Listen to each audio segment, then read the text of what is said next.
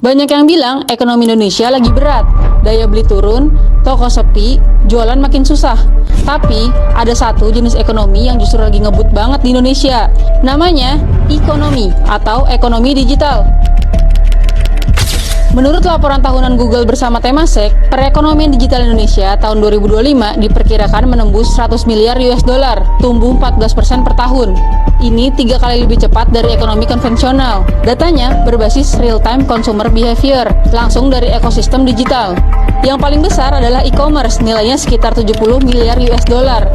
Disusul transportasi online, travel digital, media digital, dan layanan keuangan digital. Tapi, yang paling mengejutkan, Indonesia adalah raja video commerce di Asia Tenggara, belanja lewat video, live, atau content creator.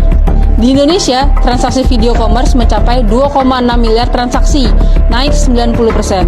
Artinya, belanja sekarang bukan cuma soal perang harga, tapi soal hiburan, kepercayaan, dan rekomendasi kreator.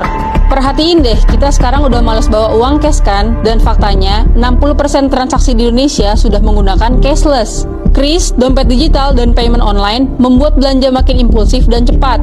Dan jangan remehkan sektor gaming.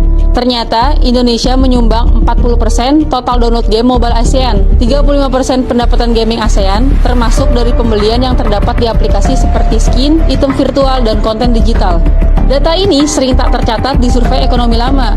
Indonesia juga termasuk negara paling agresif mengadopsi AI. Fakta terbaru adalah pendapatan aplikasi yang pakai fitur AI naik 127%. Artinya, orang Indonesia rela bayar AI. AI bukan lagi masa depan. AI sudah jadi alat kerja, alat bisnis, dan alat belajar hari ini. Bahkan Google lewat Gemini sudah bergeser dari generative AI ke agentic AI. AI yang bukan cuma bikin konten, tapi bisa mengeksekusi tugas. Jadi, ketika ekonomi lama terlihat melambat, ekonomi justru tumbuh diam-diam. Masalahnya bukan daya beli semata, tapi willingness to spend atau kemauan masyarakat untuk membelanjakan uangnya. Dan di era ini, yang kalah bukan yang kekurangan modal, tapi yang kehilangan relevansi. Apakah sobat bisnis sudah siap menghadapi pergeseran ekonomi ini? Tulis di kolom komen ya.